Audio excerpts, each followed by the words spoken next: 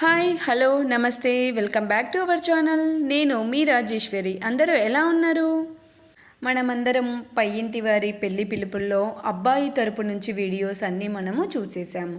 ఇప్పుడు అమ్మాయి తరపున వీడియో అన్నమాట. ఇది అమ్మాయి వాళ్ళ ఇల్లు, అంటే వధువు యొక్క గృహము.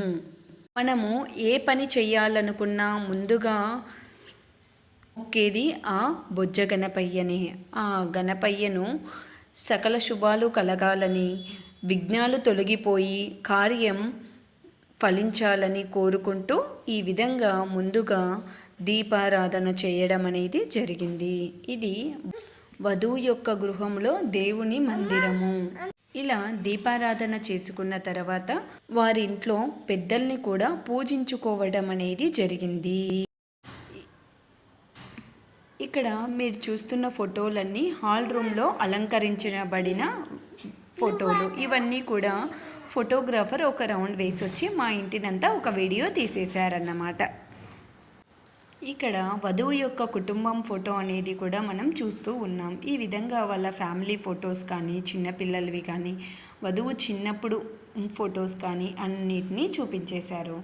ఇది వధువు యొక్క స్వగృహము. ఇది ముహూర్తం రోజున సాయంత్రం, అనగా అక్కడ మనం ఏ విధంగా అయితే పసుపు వేసి పెళ్లి కొడుకును చేసుకున్నామో ఇక్కడ కూడా అలాగే వధువుది కూడా జరుగుతూ ఉంటుంది.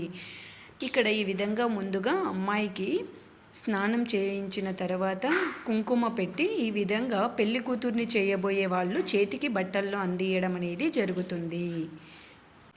పెళ్లి కూతుర్ను అక్క వరుస అయిన వారు లేదా మేనత్తలు, మేనమామ చేయవచ్చును. ఇక్కడ వాళ్ళ అక్క పెళ్లి కూతురును చేస్తుంది కనుక తను ఈ విధంగా సారెను చేతికి అందివ్వడం అనేది జరిగింది.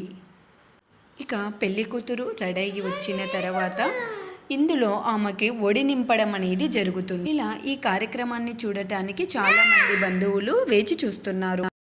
బంధువులు, మిత్రులు, స్నేహితులు ఇలా అందరూ అక్కడ వేచి చూస్తూ ఉన్నారు.